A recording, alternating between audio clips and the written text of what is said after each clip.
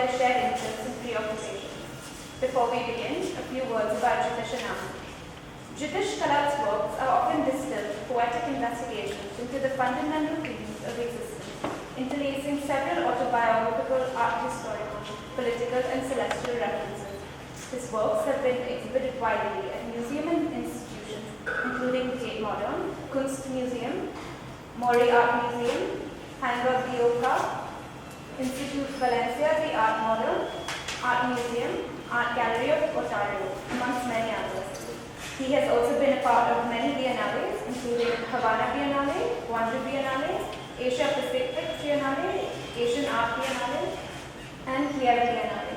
His solo shows at museums include institutions such as Art Institute of Chicago, Maharaja Museum, CSMBS Museum, the San Jose Museum of Art, and Art Gallery of New South Wales. He was the curator and artistic director of Kochi Museum's Biennale. Anand Gandhi's first feature film, Ship of Thesis, premiered at the Toronto International Film Festival in 2012 and has since been recognized as one of the most significant to come out of India and decades by critics and audiences alike. It has won prizes at the international film festivals in London, Dubai, Mumbai, Tokyo, and Hong Kong. It was put on the list of 15 life-changing films by Critics Circle Review. It was presented at the National Award in 2014. Anand has been actively engaged in pioneering cinematic non-fiction in India. He distributed Nishta Jain's Gulabi Gang. He has produced Khushbu Ranka and Vinay Shukla's upcoming non-fiction political drama proposition for a Revolution. The documentary has won the Sundance Institute Fund, the IDFA, Protha and BritDoc Fund, and is slated for a mid-2016 release. He has co-written, creative directed, and executive produced the feature film Tunga, also slated for a 2016 release. In 2014, Anand was awarded the Contribution to Jain Philosophy Prize by the Mumbai University. In November 2015, Anand founded the Jitish Kallat. I would now like to request Jitish and Anand to come forward. This began as an idea where Jitish and I were talking about things we'd like to share with you and talk with you and overlapping concerns in our work and things that we are actually gravitating towards and how they manifest in our work, how these ideas, these concerns, these dreams, these perspectives become forms and shapes and objects. And I really got excited when he told me that this is something that we can do next week itself. That's a great idea. That we can do this and we should do this in the fact that we should do this with the large number of people present makes me excited and shy, because I'm going to be talking about my own work along with Jitish, and I'm going to be doing what I would otherwise do when if Jitish and I were talking to each other. I would keep on imposing layers of my work and my ideas upon and my reading on this work, which might be intrusive to some of you in experiencing Jitish's work yourself, but I think you would bear with it. Knowing Anand's sort of wise and perceptive view of life, this is really for me a great opportunity. We've been thinking of these exchanges in between our studios or in our studios, and to have this opportunity as a sort of closing moment of this exhibition, means a lot to me. And I want to thank Anand and Avid, the entire team at Avid, Asad, Shireen, and the entire team at Chemould for this wonderful winding down at the end of this exhibition. And thank you all for being part of this conversation. And Anand and I, we just have literally gathered now together at the same time as all of us have come into the gallery space, and we were thinking that as we speak, if there's at any point there's a need to intervene, we could do that too, but we could also do that in the end. And it's fairly informal. We'll find a structure and we find our flow and tempo as we go along. Just speaking about this particular piece, which is right behind me as we kind of sort of come in. It's a piece called The Infinite Episode. And The Infinite Episode in some ways comes out of my sort of long-standing interest in the idea of scale and proximity and distance, but also in a long-standing sort of interest in the idea of sleep. You know, this thought that where were all of us last night and where are we headed tonight? Do we surrender in some kind of a singular cosmic dormitory, and do we surrender something at that moment of sleep? Essentially what happens in the sculpture is the action of sleep amongst 10 species, and what happens as they sleep is they seem to surrender scale. So a sleeping lion, a sleeping mouse, and a sleeping giraffe essentially share a similar scale of body in this moment of sleep. I often think of whether a sleeping lion and a sleeping mouse sleeping next to each other would essentially be the same scale of body. I mean, if one wakes up, of course, we know how the bodies get scaled very differently. But in that moment of sleep, would they vary at all? So that's where this comes from. Yeah, and I really find the idea of surrendering scale very, very profound here. It once reminds me of this moment in Hitchhiker's Guide to the Galaxy, where there are these two alien space fleets, these huge these warring species, the warring humanoids almost from these two vast galaxies have been warring for billions of years, and it turns out when they trace back the reason for this, the cause of their wars, it turns out that it was a line that had creeped into a wormhole through time and space and reached their ears from the Earth. It was something that an Earthman had said, which had really angered them, and they imagined it was the other into their galaxy, and they go on a long war, and billions have died, and they decide to avenge this on Earth, and these vast, giant, warring, tribes with all their space fleets decide to destroy the planet Earth. So they make a long trip through time and space, arrive into our galaxy, cross the Milky Way, cross Jupiter, and reach the Earth's atmosphere. And when they finally make it to Earth, through a small miscalculation in scale, the entire space fleet is swallowed by a stray dog. This really reminds me of, but also at the same time, it's simultaneously, there is a playfulness, there's that sense of, and at the same time there is this waiting in this, because they're sleeping and tired, and at the same scale in that humility of sleep,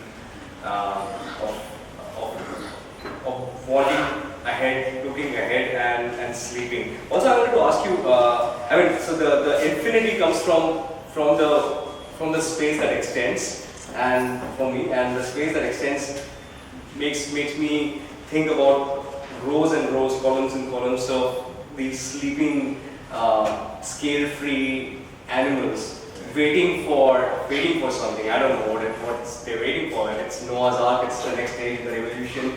But they also seem to be waiting in that exhausted sleep, in that quiet moment. I also wanted to ask you, Jitish, I saw that the dog is a female and the elephant is a female. Are they all females?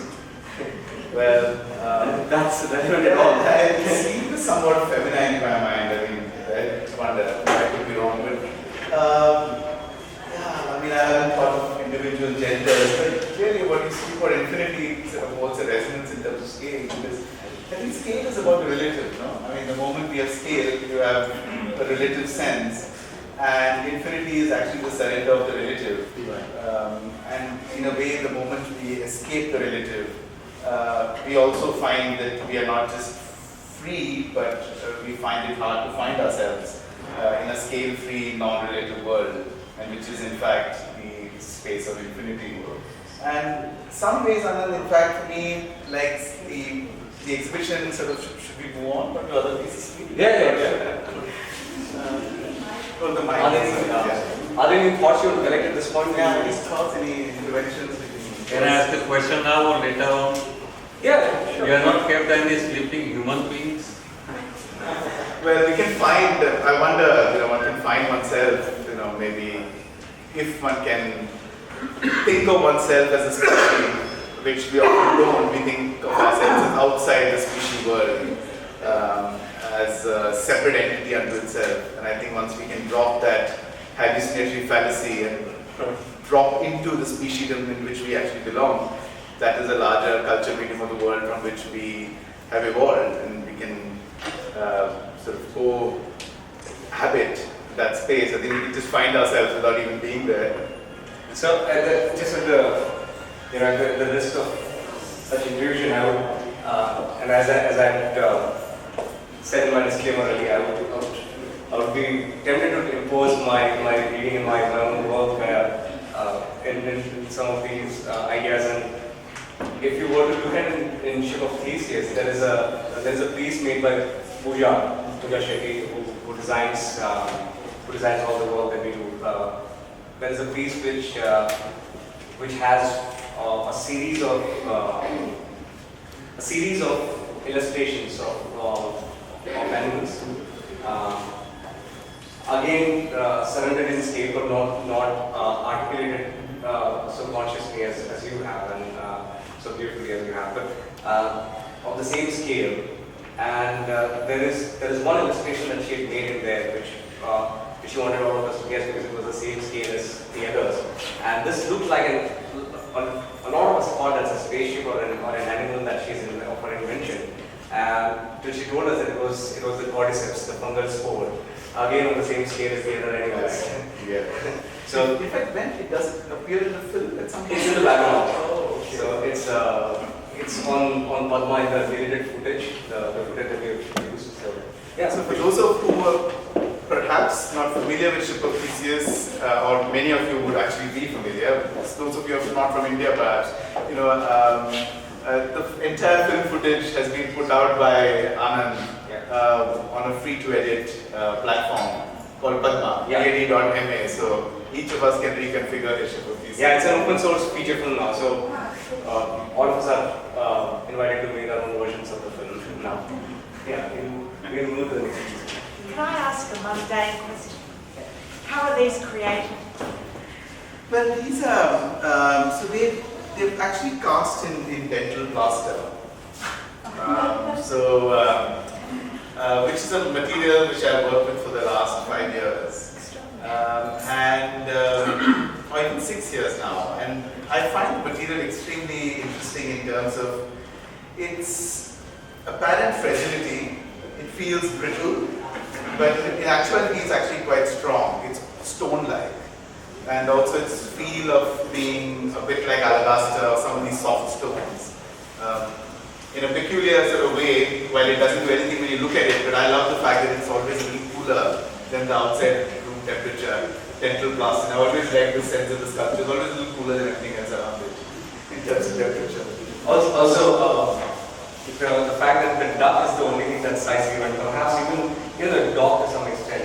Yes, the little dog would be, it would be a little dog. Everything else has been scaled down, the mouse had to be scaled down to. Yes.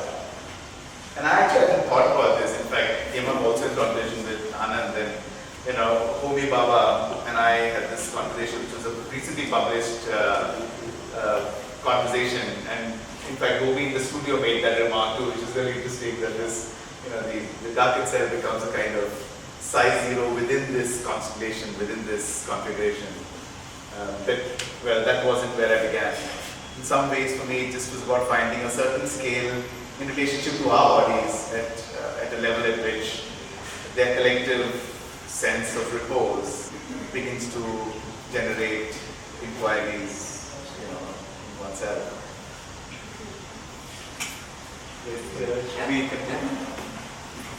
Should we go to the wind studies now? and meaning outdoors. So when I'm in the studio, I actually begin with a series of lines, so they are pencil lines. But when I step out, I lay them flat. So they're often done outdoors under a tree in my studio backyard. And they begin by me applying an inflammable fluid on every line. So as I sort of layer the fluid on a line, I would set it aflame. And in a way for me, this was, it began really kind of without a plan. This was sometime in Jan last year, more than a year ago, that I happened to be, having an exhibition in Singapore, and was to burn a text on the wall of a gallery, as I have done in the past in museums and some of my exhibitions, where I actually write on the surface of a wall and then I set it aflame.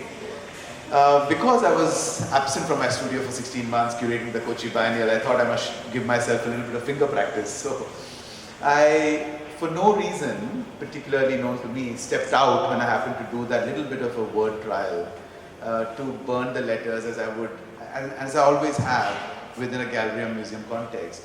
Just burning it outside in a peculiar way. Every alphabet that was set aflame burnt in a different direction, moments away from each other. And this is perhaps simply known to us. I mean, I would have known it too, that the wind moves, but in a space where my body could not tell me anything about this atmospheric shift, but within 30 seconds, the wind had moved from north to south to east on a single sort of sheet of whiteboard. Suddenly left me with this feeling that there was something happening there that I could not feel here. And then I left for Singapore, went back to Kochi, something was seeded. I was still not making art, I was still way in the midst of the biennial. But it sort of began there, and when I came back in spurts towards the closing weeks of the biennial last year, I began making these line drawings in the studio and setting them aflame outdoors. And that's where it actually began, by just letting a line tell me something that I could not feel. So in some ways I think of these drawings as really a conversation between wind and fire. And I think my own artistic role is consistently, it enters a space where I become less and less the artist and more a convener, where really the drawing itself becomes some kind of a transcript between this conversation between wind and fire in a duration of time, almost like an eavesdropper, and then the drawing becomes a kind of receptacle of that time. It's and what for me is very clear about these pieces is that they are snapshots of that moment. They are it's a cartographic project, as I was talking to you earlier. That's the first reading that occurs to me, that it's a project of mapping that moment in time and space. There is this beautiful Boris moment where he talks about this emperor who has summoned a cartographer, the greatest cartographer that ever lived, to make a map of his kingdom. And the cartographer sets upon this task and starts mapping the kingdom. And he makes a really vast map of the kingdom, and it's just enlightening for people to see the kingdom in that perspective for the first time, because nobody has seen it before in that from that view. And the cartographer is clearly not happy, so the cartographer requests for more time and resources, and the cartographer is given what she's asking for, and she sets upon a much bigger task and she gets a football field and makes a 3-dimensional map of the kingdom, and she's still not very happy because the kingdom is ever changing and it's in a constant state of flux, and the map is static. So she realizes her folly very soon, and she realizes that her kingdom will have to be of scale and of a certain scale, will have to have rich detail, will have to be more accurate, will also simultaneously be in a certain state of flux and movement and interaction and relationship. So she sets upon making a yet bigger map and yet more accurate map, and soon enough the map replaces the kingdom, and that I think is the constant practice that that you are engaged in when you're making these maps, where you are that there is a constant debate between there's a constant conversation between accuracy and just there's a trade-off really between accuracy and intuition, and also legibility. And legibility, exactly. I love that paradox. This is absolutely such an interesting thought that the greater the scale, perhaps the lesser we see, or sometimes the lesser we see, the greater the scale of epiphanies we might find, which is strangely the experience in our creative processes. No, Anand? Yeah, absolutely. And this allows for because this allows for reading it in so many different ways, and by that I don't mean just an open-ended reading. It of course has a very clear, as Homi in fact said very beautifully, itinerary of its own. It has its own it has its own predestined, pre-recorded journey that it wants to take you through. So there is a precision. In fact, that precision has been laid down in the very framework at the very beginning. The moment you put those lines on paper, you have given it destiny. You have given it some, while allowing freedom also. Yeah, I mean, I actually ask myself, like, where are the limits of my own limits of my own action? I mean, is it at that point when I draw the line, or is it the point where I can choose the line, or I don't choose the line? So I think there are set moments at which my entry into the work happens and I exit. I think in some ways each time to kind of view this atmospheric action on the piece of paper that in some ways leaves a mark that I otherwise almost feel I cannot compute. And the drawing then becomes a kind of emergent process of really recording a line after a line after a line. And often, there's also the durational life of a line. So sometimes when there's a line that kind of might burn itself down within a single moment, and others that sort of survive a long duration of burning. And it's just really that delicate degree of the movement of the wind onto fire that in fact leaves that mark and leaves with this kind of density, and that leaves a kind of density of form or structure. And so one remains, I think, much of the time a viewer to this emergent image, but also to an emergent phenomenon on top of the image that leaves a mark as the image at that point. And there you enter again.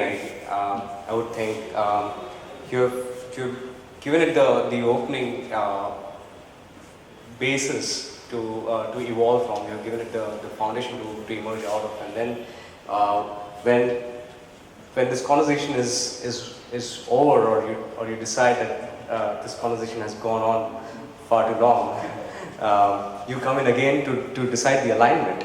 And so from creator back to curator, and from curator to creator and curator, here you curate the relationships that these moments have had with each other and give it alignment. And what makes you decide that alignment is something that I've been curious about right from the moment I saw these images, because it's a vertical dynamic of this particular alignment that simulates a very specific experience in me, as very specific kind of a memory in me, and that's got to do with this little wisp of smoke that's pushing downwards and pushing the whole whatever this collective is, pushing it upwards. And there is a very specific relationship that you've built just in your choice of alignment. Yeah, I think, to an extent it would be also perhaps the orientation. Yeah. While they were being made, I'm all around them, so I move around them. But there's, I think, just a moment at which there's a choice of which verticality one might choose as a top, in a way. And I think really for me, I would like to think of these works as something that I can move around while I make it. But there's, as Anand rightly says, it's once again a choice. So I think it's really the choice of when I have a choice is something that has kept me bound to this body of work in a way, this continuous meeting of one's own will with what otherwise seems deterministically set and yet set in the future as one begins to make the work, and then find the future in the present moment as each of these future lines become the line that they would be in the drawing depending on how the wind was at the present moment of the drawing. So in that sense, kind of returning. But I feel as while you were speaking, I was just thinking of myself as a parenthesis. Someone who begins and someone who ends, but someone who surrenders. To the extent that there is something compels you to give it to make one line made of words and text. So is that something that you do after the process, or does it come in the very beginning? For me, in a way, these drawings have kind of set me back to some very earlier gestures in my work. So way back in the 90s, a lot of the paintings would have notations or marks that would emerge from thoughts that were actually in the mind, so to speak, among the sort of fleeting flow of words. Some would just kind of settle onto the surface of the drawing or the painting. But what I would do in all those earlier works was actually have a piece of paper that I would lay down and write half on the paper and half on the surface. So as the paper gets taken away, half the text remains somewhat forever, or until the survival of this piece of work, whereas the other piece has actually departed in that day's trash or refuse, and hence becomes perennially unreadable for me thereafter, almost like a half memory has been lodged at the moment of the memory. Yeah, and it expands into something that's there is a lot of simultaneity in this piece and in the whole wind and fire. Simultaneously being neural networks being fired to a burnt city, to a blueprint of something emerging, and because it's fire and wind, there is all of them have energy in common. All of them have so much movement, and they're all moving in some direction.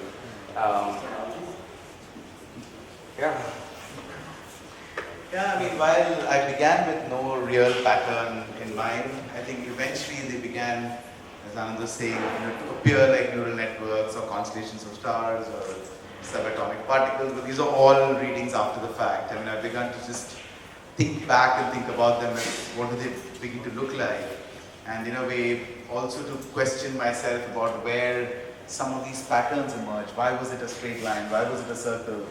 And the answers I've sort of partly found along the way is perhaps that the straight line in a way gives you a system constant along the surface to leave space for the wind and try to bend it, but that's really also an afterthought, an afterthought that I began with.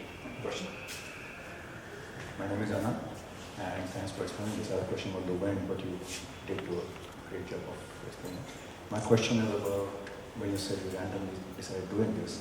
Were you doing something else, and then I have chai piyega, I kar dungi, and then this happened, and this took more of your time and effort? Or was this something, just what happened, and then continue with it?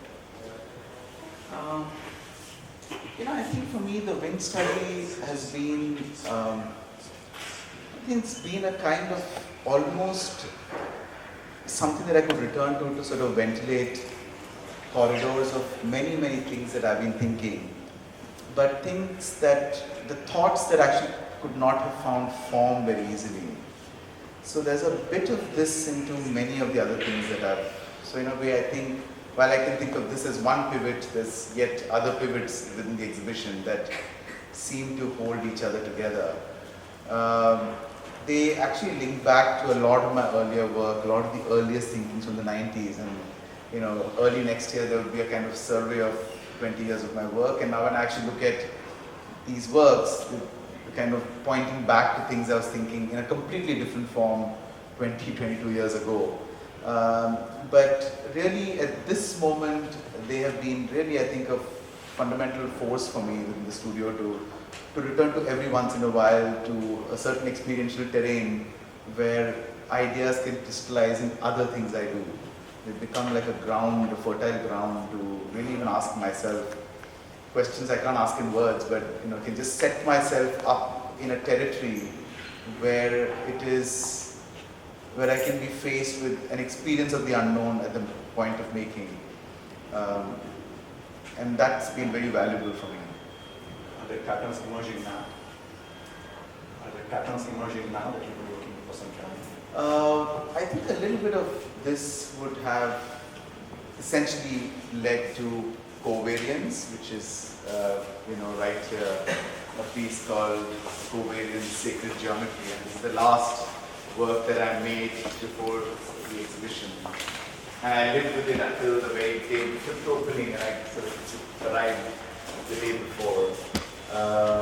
And it's a piece where really there isn't geometry as one looks at it, but to me the internal spine was the sort of geometry of questions that make me think of form all the time, that make me think of structure, that make me think of the image. And so this piece essentially is a cluster of 150 eyes of various species. There are mammalian eyes, aquatic eyes, eyes of birds, amphibian eyes, and all at the same time looking out in all directions, all emerging from a surface that to me still appears to change every time I look at it, but could appear like a rock, a fallen asteroid, could appear like an organ of body, musculature, could be a life form or a non-life form gaining sentience because eyes emerge from it. So there are all kinds of open questions, and to me, in some ways also a certain confrontational relationship that the eyes can set up with our eyes as we look at it. And a bit of this would have, a lot of this would not have happened if it wasn't for this. Yeah, and the continuum between all the pieces here for me lie in the understanding of emergence and synergies, and there is the value to the individual, that is the unique individual lying in the shape of a mouse, or in the shape of the rhinoceros, or in the shape of a burnt line that looks unlike any other line over here, or the eye that is unlike any other eye on this piece. So while there is great value to that individual's existence and the role in that piece, but that value expands itself only in the scheme of the collective, and it's almost like a compound eye looking outwards to the universe. It reminds me of the idea of the absurd dialogue that we have been having for 3 billion years in the universe, and we keep on asking questions, and the universe refuses to respond. And 3 billion years we have been searching for meaning in this eye, through this compound eye of millions of species that have evolved since eukaryotes formed on this planet. And this conversation has been happening with the universe, looking out constantly through this compounded vision, through this collective intelligence, through this collective accumulated knowledge that we have received over billions of years, or accumulated over billions of years.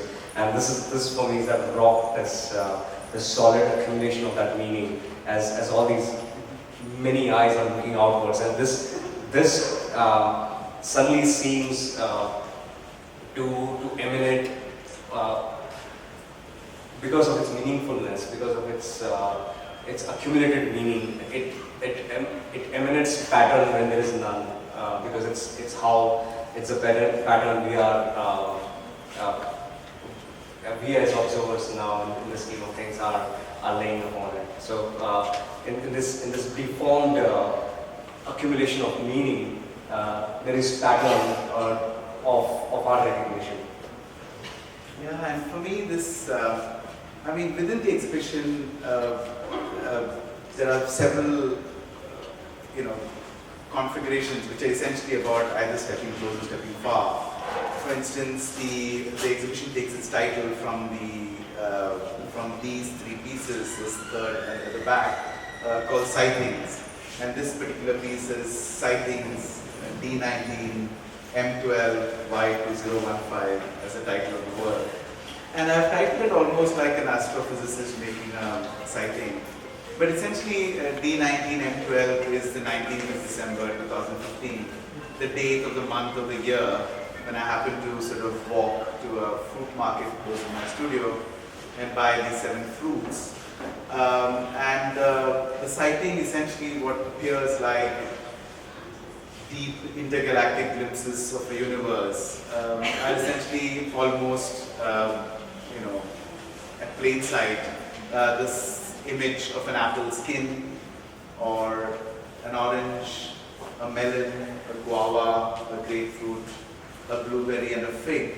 And what is behind there are 4 sightings of an aubergine.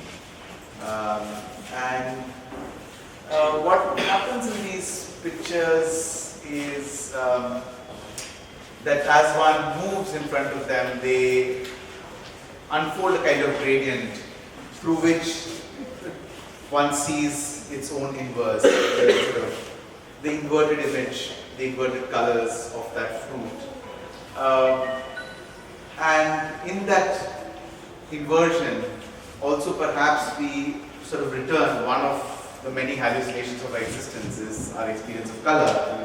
We are lodged in the idea that the apple is red, but we also know that apple absorbs every other color from the spectrum and returns red to our eyes, and maybe we can return it back to the apple and then find yet another experience of the apple as a color.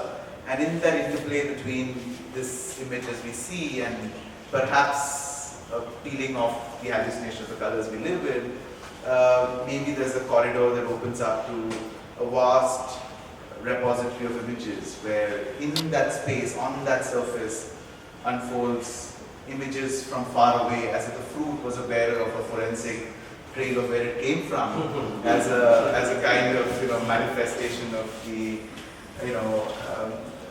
luminous photosynthesized starlight, and then it becomes a fruit as a photograph of the record. So I often think of the fruit and these pictures as a kind of rephotograph, a picture of a picture. And it's also in a restaurant that we were having coffee together in Kochi at in a few months ago. The chef every morning, out of breakfast there, the chef every morning would slice apples ever so dearly and sort of lay them. And for 6 months, I spent my breakfast looking at constellations of stars on the skin of the apples. And so on 1st of April, when after the biennial, returned back to the studio, my first sighting was called D9M4 Y2015, which was 9th of April. 7 days later, I went back and got some fruits to look at. And so that's where these pieces came from, as perhaps also in some ways, the fruit also seems to be a bearer of its forward journey. I mean, if we cut the fruit and eat it in 3 halves, it will, if we consume in 3 ways, one goes and makes a film, the other goes to studio. But equally, they become intercellular forms of a certain image of our bodies from within that also seems to be lodged on the surface of the fruit. And each of these images look like they're inside the body or from our bloodstream. Yeah, it's and the reminiscence it has to this little film that both of us hold very dear, Powers of 10, the reflection of the macro and the micro, the reflection of the cosmos in the quark, and color itself is a coding system that has evolved with us, and it's the object of the observer as endowed upon the object. And it's not the inherent quality of the object itself. The inherent quality of the object is reflecting light, and the light wave is either 250 nanometers or 750 nanometers in length, and that length has a coding system as we apply upon it. So it's also that relationship. And there is a supernova happening right here. So this is perhaps a room that you might find hard to go inside, but I hope many of you have probably seen it before we kind of set set out to walk through. It's a piece called The Infinite Episode. And the infinite episode is essentially a year seen through all its lunar phases. 365 moons marking any year.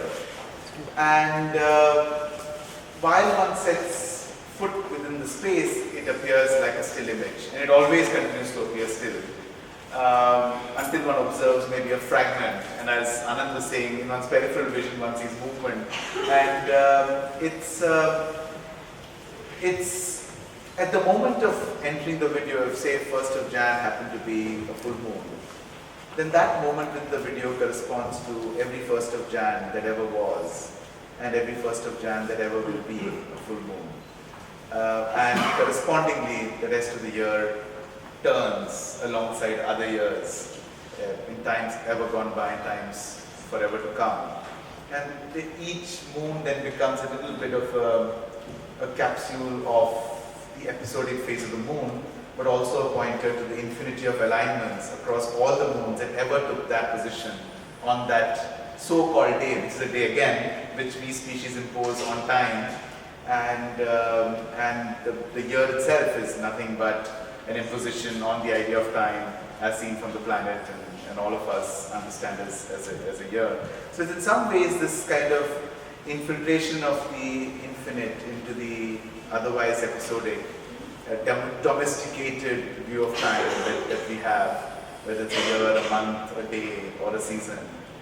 In a way, for me in some ways, the eternal gradient, this video kind of begins to unfold or untwine a certain engagement with the episodic that becomes the central point in the drawings, begins to sort of unfold in some ways within the video into kind of small pointers to sort of widely infinite, imperceivable kind of questions about time.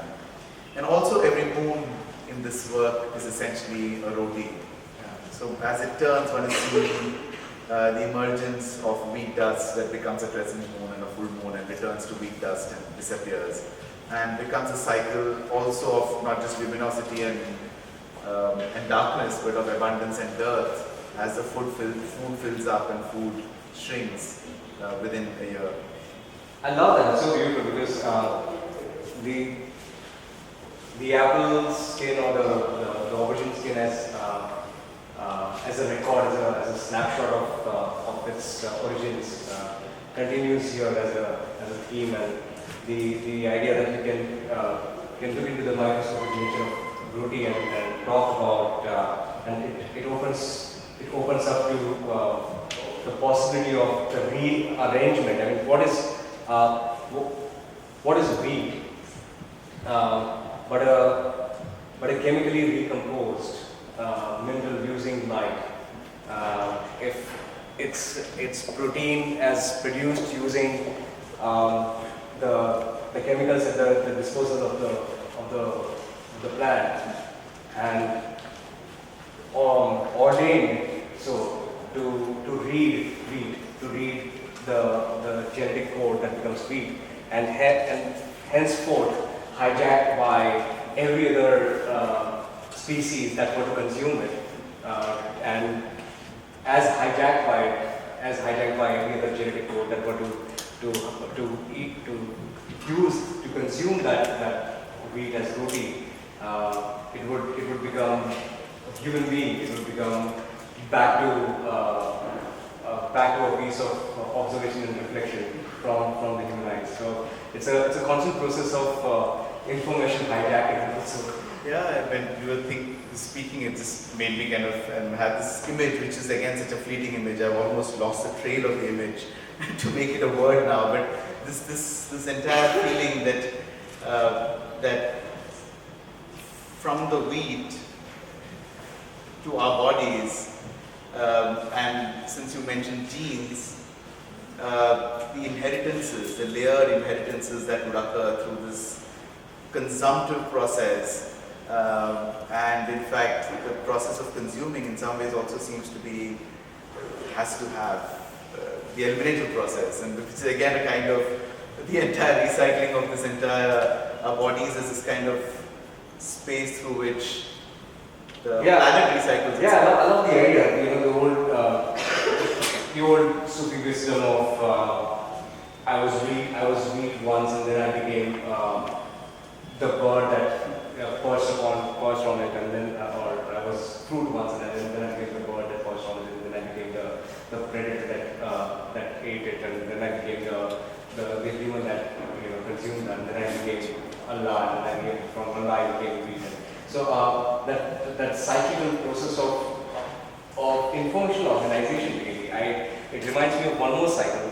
The idea that the first generation of a civilization of a community will be, I mean, it's an old and often debated idea, but here there is some resonance to this work, that the idea that the first generation will be hunters, gatherers, and laborers and builders, and so that the second generation, the generation thereafter, can be engineers and innovators and doctors, and so that the generation thereafter can be artists and thinkers and philosophers, and the possibility of information organization, the privilege of organizing information in higher and higher forms, and forms that are more and more orderly, from wheat to a piece of big history, is a constant hijacking of available resource for better organizing of thoughts and ideas and information.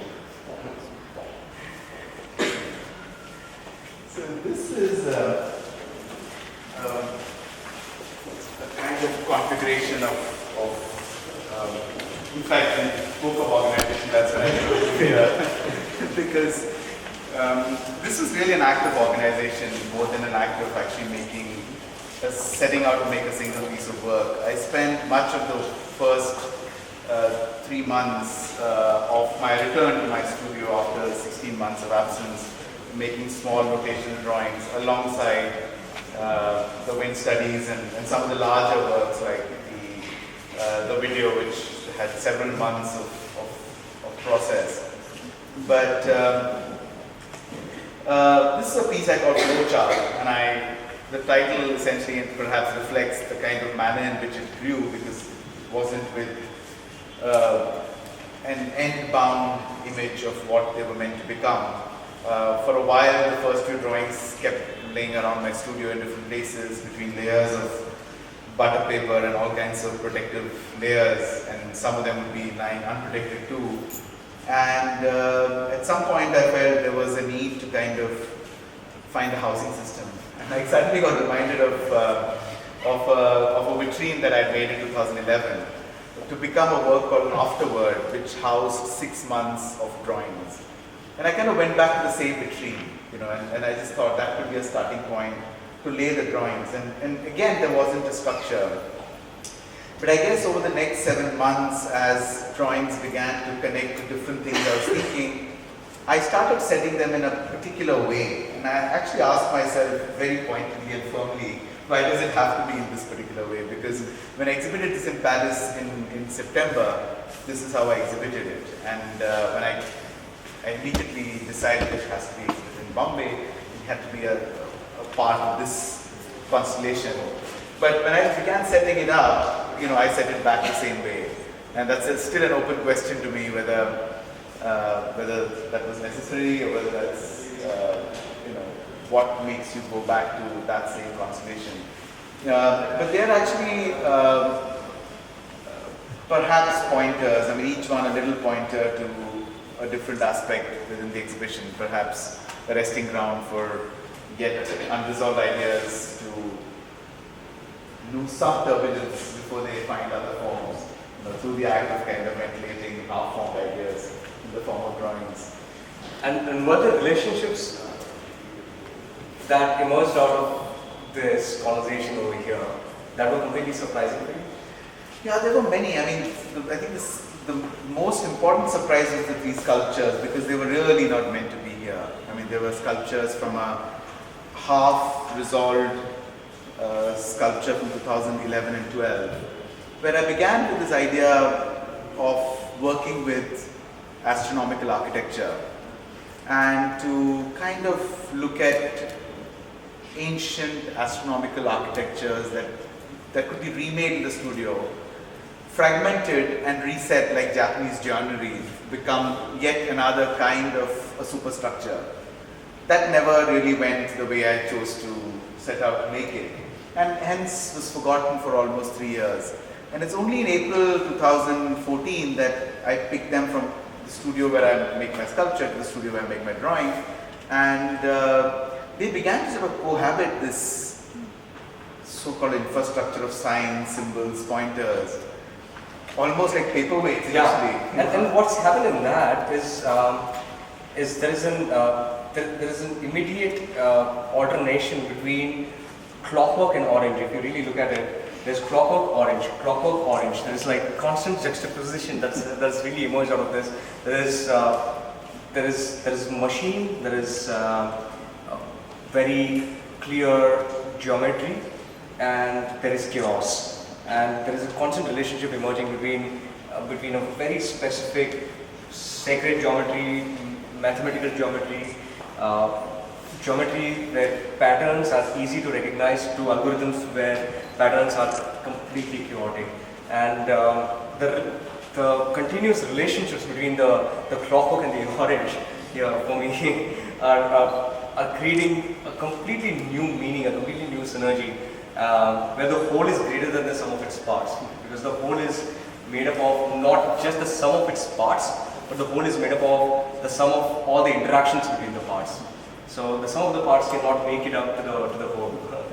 That's so well said, Anand. I mean, yeah, I hadn't thought of it in that particular way, but I've always been interested in the fact that that everything inherently is sort of geometry in motion. It's an ever-emerging sort of patterns that we impose or we eliminate to understand the world. At times there are too many patterns, at times there are too little patterns, not just in things that we look at, but as we experience. And in some ways we move between our comfort or affinity with sharp patterns or the fuzzying of patterns. Both give us wisdom depending on the questions we're asking at any given point in time. And it's also forcing another, because your conversation on scale continues here, because it's forcing me to go and stand on that astronomical Jantar Mantar piece over there and look at this vast landscape of ideas and words and reflections. Because I'm standing here, and because of that piece, that intervention over there, it's forcing me to go and stand right there on the top of the ladder and look at and suddenly I go down in scale. I become really, really small to just fit myself into that on the top of that ladder. And the moment I become really small, all of this emerges to be really, really big and vast. Thanks, Anand, because that finally gives me one reason to understand its permanent tendency. It just it arrived there without any warning. Really, didn't tell me it was coming, and it just chose not to leave. And I've not been able to move it from that particular spot with no explanation to myself whatsoever. It's in its right place. I think it's like the Mount Meru of the universe. It's like really the pivot that the whole thing is surrounding. So maybe we'll go to the last piece and maybe we can sort of collectively look at. So this is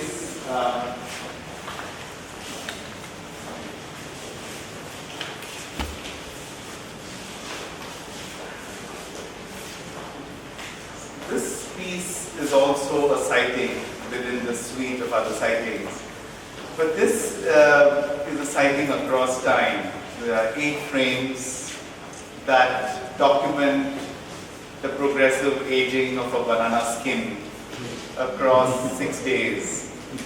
And so in a way, each photograph is a bearer of this kind of passage of time. But again, falling back into the internal rule that actually makes the sighting sort of articulate to me initially was through the inversion of the color, and sort of return the aging banana skin into that logic as the banana skin ages and as we move, depending on where we position ourselves, we might see the skin of the banana as we see it, or its inverse. And the inverse begins in its youthful form to reveal a distant tiny constellation of stars or a constellation of tiny luminosity at a distance that as time passes begins to, in its inverse, become brighter and bigger and hence greater proximity in space. And in some ways, through the surrender and inversion of the color also correspondingly becomes an inversion of time to space in some ways. And vertical prints were the best thing that happened to my childhood. So back in the 80s, the most amazing thing, the most magical thing we could hold in our hands. Isn't that true for all of you? Like, it's. I've tried to scratch cricketers out of my photos. Exactly. And now I try to sort of see the universe in the skin of a banana through the lenticular again. So. Yeah. And one thing that stays common is in both the micro and the macro here is I think the entropy is constantly increasing. You're going from, again, in the case of the first moment over here to the last moment, there's a constant expansion of things going out of order.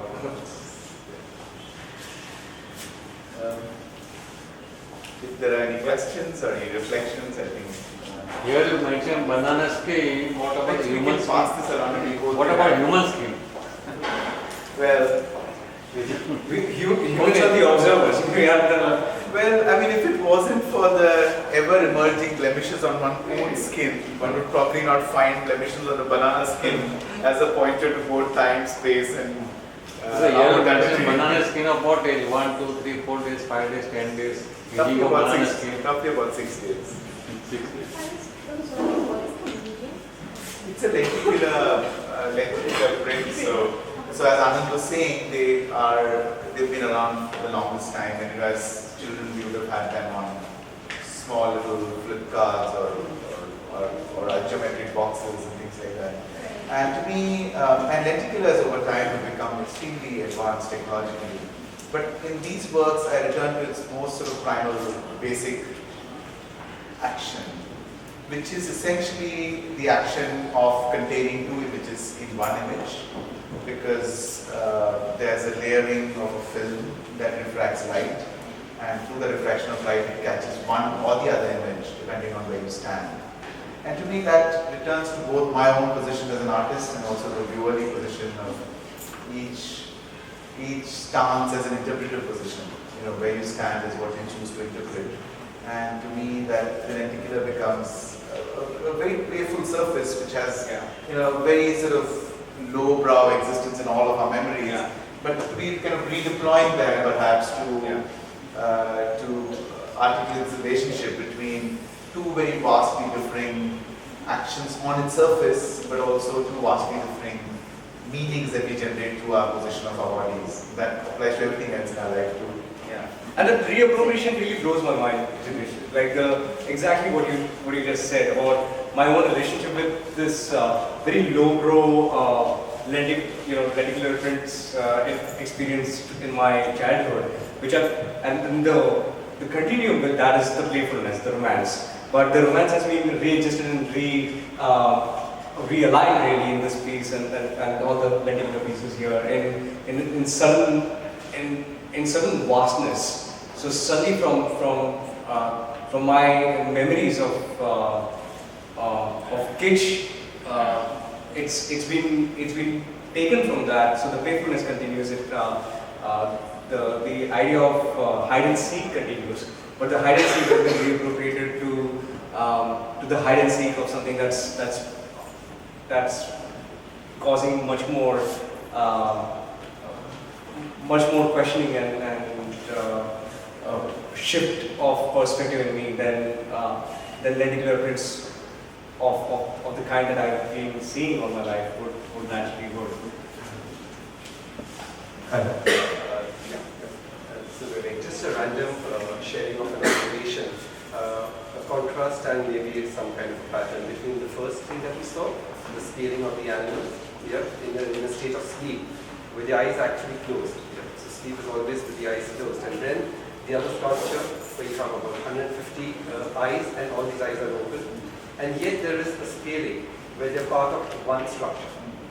Yeah, somewhere I don't know whether there was some kind of a linear association between you making that and making it, because again each is a different eye belonging to some different species, but it's looking outward, as opposed to a sleep, a wakefulness, and yet some connection. I To me, all of these works, thank you for that question. All of these works are in fact one work at some level, because they, it's a bit like, if one begins to think of one's own finger as a separate entity from one's ear, it does do a different function, but yet they're both necessary in some ways within the vast body of this work. I think I can draw that kind of an analogy to both these works as two organs of an inquiry, within which, as you rightly point out, that the eyes get scale too. They are all now similar scale. They are equally wakeful as the others are equally asleep. And there's a heightened vigilance to the way they all look at us back as we look at it at the same time. And while we look away and we are all here, they're probably still looking. No one. It's about the between, just looking at them, they kind of look like these sort of rough, primitive blueprints for the future, like the sort of idea of looking back to look forward. And because they look kind of rough and you have the animals sleeping, you could also say they look dead when you're so far gone in your sleep, and just the colors as well of like the fire and these things. There's something that kind of alludes to death or something kind of destructive that's coming. I don't know if that's something you've thought of, or people say we've entered the Anthropocene and now we're sort of looking to the future, we're looking to space as hope, as something that humans need to kind of work towards if we want to sustain ourselves. That's just sort of ideas that I was thinking of, but were these things that you thought of? Or? From the sustenance perspective, it seems somewhat strange that we actually look at the future of our sustenance as essentially having to find other space when we don't actually focus on the resources that we actually hold. As if we are going to exhaust this because of the way we live, and that we're soon going to migrate elsewhere. So I think that's an internal irony of the way we as a species have plundered resources, always knowing that across the shore there's some other resources to plunder. And when all the shores seem to have been covered in this terra incognita, unknown territory world, not being terra incognita anymore, because we know all of it now, and now there's nothing left, and we're going to use it all, we're going to take off. So I think that's an internal irony of the way we humans as a species position ourselves in relationship to every resource we've ever had. But to me, the drawing, yes, as a blueprint to things that I'm just about able to kind of touch upon, but not fully find form. So these two, but again, they are snapshots into something that I can kind of, the artwork becomes a space in which some experience is verified, whereas they are yet forming the question, and hence perhaps the form of the hexagon, in some ways, so you could see it from all sides. It's layered flat. It's still, there's no determined direction from where to see it. It could be a circle too, but I think the circle would have been too fast. The square would have been too slow. In some ways, a speeded up square feels like a hexagon that you have the mobility around it, and yet you can rest on one side and find a vantage point. Yeah. Now, we can move ahead, but I recall the story. There is a story about Napoleon having been invited by this emperor, and the head of the state was served food in a silver plate, in a golden plate, and Napoleon, who was at just the nascent stage of his career, was served in a silver plate. The emperor, on the other hand, was served the meal on an aluminum plate. It was so because aluminum at the time was the rarest of commodities. It was rarer than gold at the time this meal was taking place, this feast was taking place. And the reason was not the scarcity of aluminum. aluminum, as you know, is vastly more abundant than coal in our environment. The reason was the lack of methods to extract aluminum in place. So the art piece here and all the pieces together serve as a risk-taking in innovation. It's the risk-taking that forces the Hubble, forces the telescope to look in a direction which would otherwise be very expensive and would be thought of as meaningless, would be thought of as a direction in the universe where there is nothing, and suddenly just because of that pointing, we are to discover the process of mining aluminum, the billions of galaxies that we have not seen before, and the cure to death. So the art piece serves as that risk-taking adventure that will point us in a direction that we have not otherwise looked at. Could we for time ourselves? Sure. Yeah. So recently, talking about innovation and different mediums, I saw an installation of yours at the Principles Museum, where again you sort of used a projector on a curtain of mist to project a letter. So, and I see, again that you've used a projector to sort of project the different phases of, I don't know, is it a moon? Yeah. So, is that a medium that you've been sort of working on lately, or is that? I mean, projectors have been part of art making processes many years for many people. In the case of the Prince of Wales Museum project, which actually wound up yesterday, the entire installation becomes nothing but an interplay of dark and light. You come into a completely dark space where the only material is essentially photons continuously bouncing off atomized water, in this very tiny droplets as mist.